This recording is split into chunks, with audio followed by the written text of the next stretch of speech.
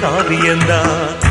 இருப்பதும் இறப்பதும் அந்த இயற்கையோட கையில, இருப்பதும் இறப்பதும் அந்த இயற்கையோட கையில. நான் மறைஞ்ச பின்னும் நிலைப்பது என் உயிர் எழுதும் கதையில.